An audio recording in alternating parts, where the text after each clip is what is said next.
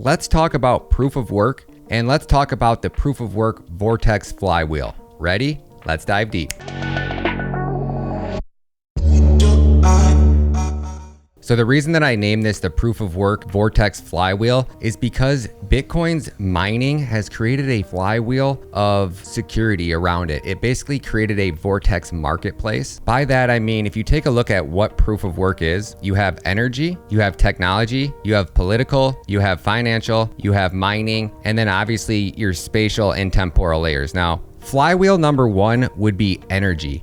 Because Bitcoin consumes so much energy and mining consumes so much energy, you start to introduce the energy providers. So DTE, Marathon, whatever city, state, town you live in, the energy providers are more likely than not going to be participating in mining and securing the Bitcoin network. I say that because we already see it happening. DTE in my town is offering like major big discounts for Bitcoin miners. In states like Arizona, where it's 120 degrees during the day and it's 30 degrees at night, every single house, town, city, business, car, all running their AC units. And then you add in something like electrical vehicles. There's this massive demand for energy consumption during the day. At night, everybody's AC units are off, their lights are off. Nobody's probably charging their car. The car's already been charged. Because there is such a demand during the day, and because storing energy is so cost ineffective, they have to overproduce at night to offset what they're going to use during the day. And that is where you start to see wasted energy come in. So instead of charging the residents of Arizona more for electricity,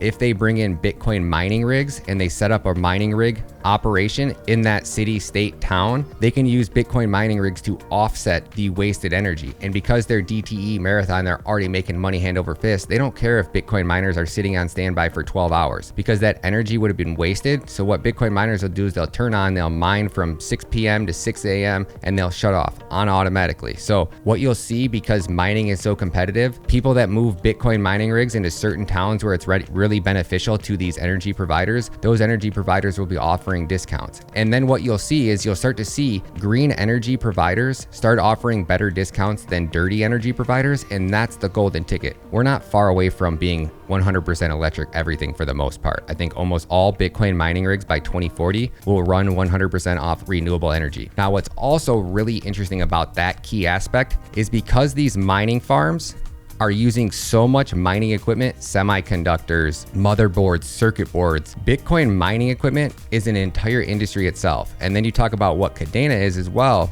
Because they're ASIC miners and because they are using so much technology equipment, you start to have big players in the tech industry really starting to what? Lobby politicians. When they talk about big business, energy, technology, who controls politicians? The lobbyists. So what you see, because it uses so much energy, you now have the energy providers lobbying politicians because it uses so much technology and it's so profitable for these companies, and these companies got hundreds and hundreds of billions of dollars. They control the politicians, so they start lobbying politicians. And what that does is it creates a flywheel, right? So number one, we have energy.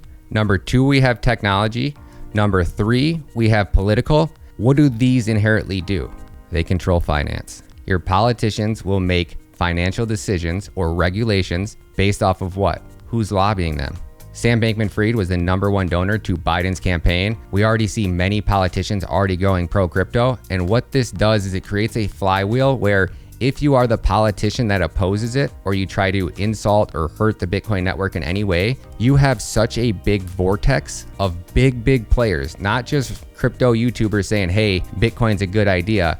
You have energy providers lobbying. You have technology providers lobbying. You now have politicians lobbying. When Anthony Papalano's YouTube channel got shut down for playing that Plan B video, guess who was tweeting and tagging YouTube on Twitter? Senators, United States senators. And why? It's because Anthony Papalano is technically one of the bigger influencers within the Bitcoin community. And because he's such a big influencer in the community, and anytime a big player comes under scrutiny or has any issues, guess what? The entire vortex effect takes place. And you have people like myself that never have spoke with Anthony Papalano that were retweeting and tagging that was BS. You got senators, you got a community of, he's got 350,000 followers, all tweeting and tagging one application because they shut down his channel. That is the vortex effect you want. And this is why I say Kadena will not have any problems when it comes to proof of work. Now, we've seen countries like Europe, right?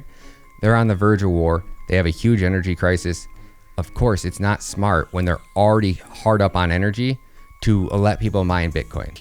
It's a bummer that it's going to hurt their economy long term, and hopefully they get that issue fixed. So it's not unrealistic to think that, hey, when times get bad, you got to make some changes. And if Bitcoin mining is happening and you don't have enough energy for your people to live, yeah, okay, we need to cut down on energy use, right? But outside of catastrophic events, you end up doing yourself a disservice, because if you oppose Bitcoin, any senator over the last decade, any influencer, any stock investor, Peter Thiel, Peter Schiff, think about all these big guys who are just completely wrong. Charlie Munger, right? Calling it rat poison squared. Very few people will remember all of the great investments that Charlie Munger made. I personally can only think of a few off the top of my head, but one thing sticks out. Charlie Munger calling Bitcoin rat poison squared. I don't think he'll live that one down. I think that'll go down in history as one of the assets that he was the most wrong on. So what happens is anytime a politician tries to disrupt this vortex effect, they get attacked on every side from every part of the vortex. If you have not saw my Kadena vortex effect video where I explain what a marketplace vortex looks like,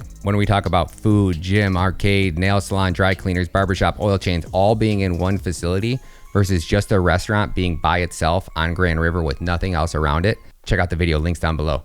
And what this proof of work vortex is it's your skin in the game, right? If I wanted to participate in the Bitcoin network, I need Bitcoin to do it. If I want voting power, I need hash power to do it. For example, something like Solana. If Elon Musk wants to own Solana, or he wants to dictate where the Solana blockchain is going to go in the future, he needs to accumulate 33% of coins out in circulation. I think that's 33% or 51%. I'm pretty sure it's 33 because it's proof of stake. If Elon Musk buys 33% of Solana coins out in circulation, he can turn Solana into Little Bunny Fufu Swap or Solana Doge. Put it that way. Elon Musk wants to buy Solana and turn it into Solana Doge. Solana will be Doge, if that makes sense, because he doesn't need to accumulate resources. He just needs to accumulate money. Where if somebody wants to take over the Bitcoin or dictate where the Bitcoin network's going to go, they're going to have to go out and build mining equipment. They're going to have to go out and find semiconductors, and they're going to have to do all of that without tipping off any of the other miners. Because if the miners feel like somebody else is out there in cahoots trying to destroy that network, guess what? The vortex effects will take place. Everybody will pool their resources. They'll start buying up semiconductors. Hell, these guys got billions of dollars. They just build their own semiconductor plant. And that's the difference between proof of stake and proof of work. If I want to mine Bitcoin right now and earn voting rights into that network, I can go grab my little thumb drive with the heat sinks on it that plugs into the USB drive, little Bitcoin miners this big, and I can actually earn voting power to the Bitcoin network. You can get them on eBay for like 25 bucks. Now they might not mine you any Bitcoin ever, but there is a chance that right place, right time, one in probably a trillion, that your little miner solves that one problem and you get rewarded 6.5 Bitcoin. So a little bit harder now because the network's crazy, but that's where I'm going. Kadena is different than Bitcoin because Kadena is already ASIC resistant. Now, I don't think Kadena is going to ever be a competitor to Bitcoin. I think they're going to run side by side, husband and wife. So Kadena is definitely not a threat. I think Kadena makes Bitcoin better, and I think Bitcoin makes Kadena better. And at the end of the day, Kadena's best friend is Bitcoin. More so husband than wife, they are partners in crime. Bitcoin is paving the way for Kadena. So if you say Kadena's proof of work is a bad thing, if Kadena was just by itself, I would say yeah. But because Kadena has the entire Bitcoin community driving home that message that proof of work can be done in a positive way and it cannot make a negative impact on the environment, because Michael Saylor and Robert Breedlove are educating people so well on proof of work, I think that Kadena is going to be more than safe. And if you guys haven't saw Robert Breedlove or Michael Saylor's channel, please go check them out. I mean, they put out the best, highest quality content in the space on cryptocurrency. They're two of my favorites. Love you guys. Peace.